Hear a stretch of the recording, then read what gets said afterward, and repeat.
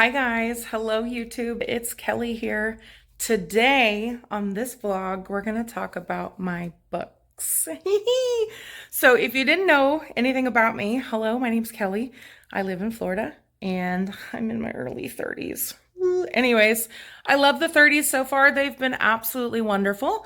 As it is said in 30, what is it called? 13 going on 30. I am 30, flirty, and thriving. All right, so let's talk about books. I love books, and this is a recent thing in my life. When I went through cancer, my friend Caitlin said to me, now that you're going through cancer, we're reading. And she put books in my hands and she said, this is what we're doing. So up until cancer, I had never really been a reader. I had read a couple of books, but it really wasn't my thing. And ever since, my book list has just grown and grown and grown. I think the first year I read 5 books. The next year I read 12 books. The next year, 15. And it's just, my goal is to outdo every year, at least for now. So let me talk a little bit about some of the books I love, some of the books I didn't love, and show you a little bit about my bookcase. It's not nearly as big as I'd like it to be. I'm still an amateur, but I am very excited to talk about this stuff. So let's look. Okay. Let's start from the bottom up. We're going to start with the books that I've already read, tell you a little bit about them, what I think of them, hi Dobby, and what I recommend. All right, let's start with my first bookshelf row. There's only a couple shelves, so this vlog won't be too long, I don't think.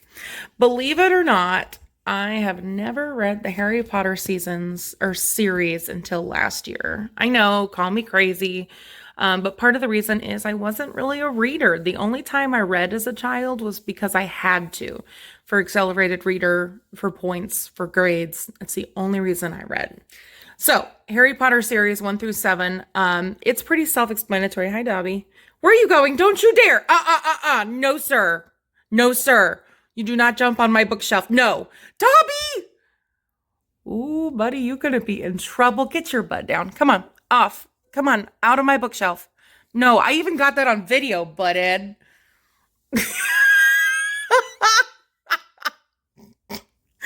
He's never done that. Anyways, Harry Potter's pretty self-explanatory. It's about a boy who is a wizard and Voldemort is trying to kill him. He's the boy who lived. It's a great story. If you haven't seen the movies or the books, you've got to see it. You got to read it, etc. So out of the 4 or out of the 7 books, my favorite was book 4, which was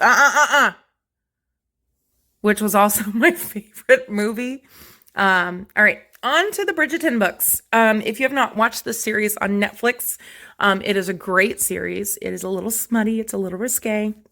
But that being said, the books are also really good. I would highly suggest reading the book because they are a little different than the series and you do get a little bit of a different perspective.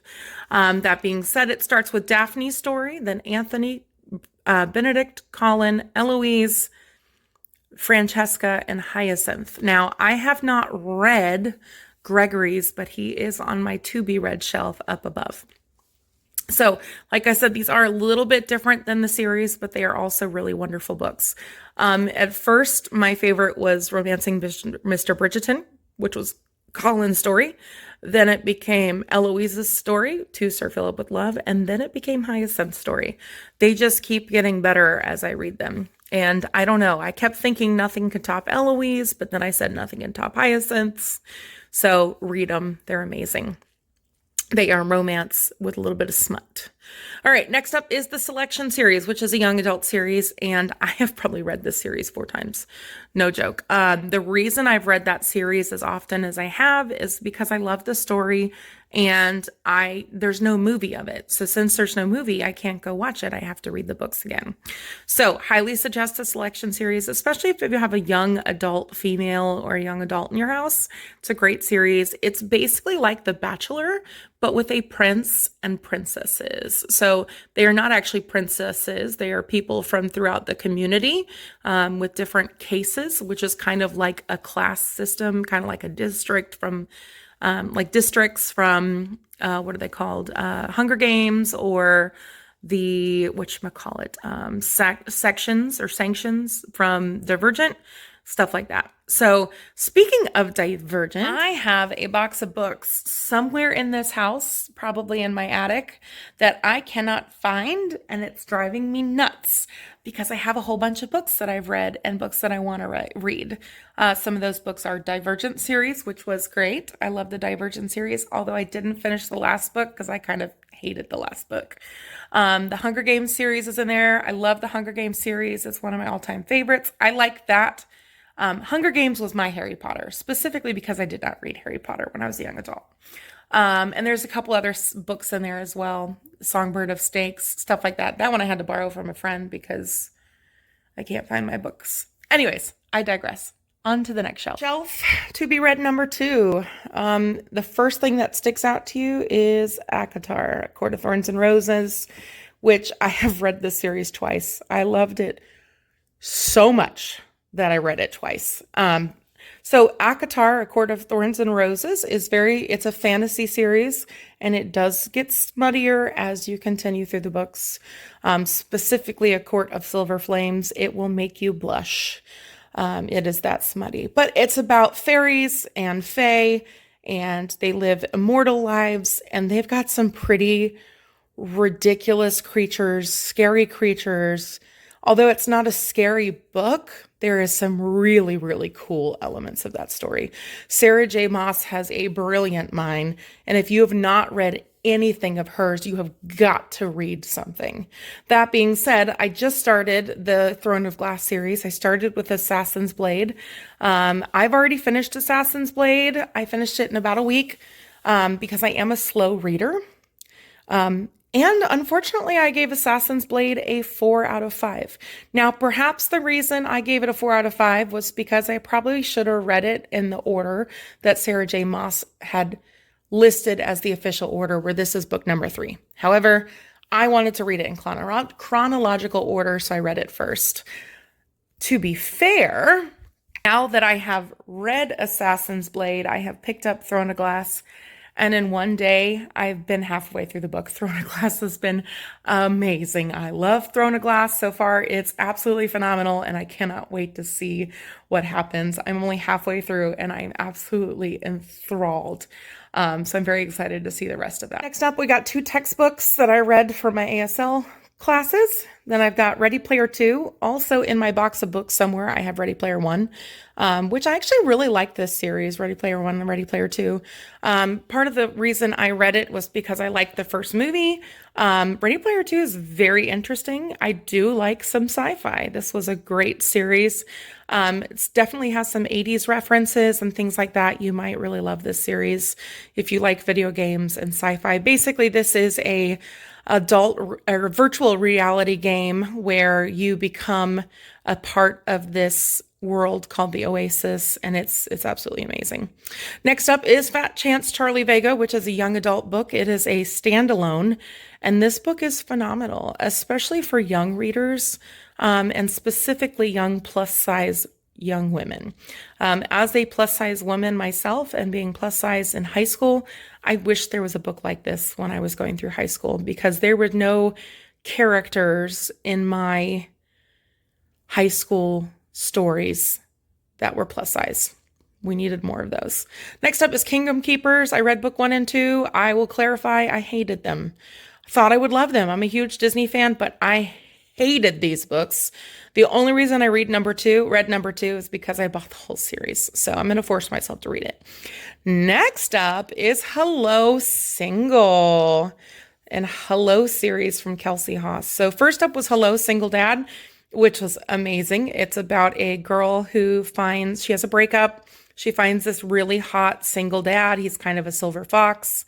They fall in love. She loses her job, and you just got to see it. You got to read it. It's phenomenal. There is a lot of smut in this. Then you've got Hello Fake Boyfriend, which is also a great book. These are both plus size leads. Fake Boyfriend is about a romance author who does not believe in romance. So she has to have a fake boyfriend in order to prove for her movie deal that she does believe in love. Well, spoiler alert, she falls in love with him. It's a great book. While we're here, let me talk a little bit about this gorgeous picture of Cinderella. This is my friend Caitlin's artwork. She is and was a brilliant phenomenal artist. And this was one of her piece of arts that I absolutely adore. Let's transition to my to-be-read books. So let's finish off the Hello series. So the Hello series was an author that I found on TikTok. She explained that every single book has a plus-size lead and smut. And if you know me, you know I love a good romance. You know I love a good smut book. So Heartbreaker, I believe, finishes the trio that we met in the first two books. Just haven't gotten to them yet.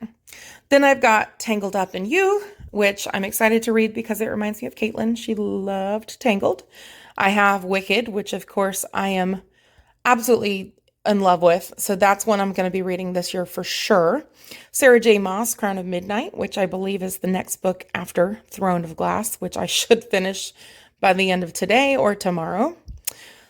And then I have to tell you about this book. This book is written by me, apparently. It's got me on the cover.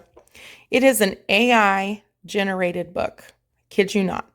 It is, I explained a little bit about my life, people I loved, things that I do, and they printed this AI book. I kind of thought about it last night.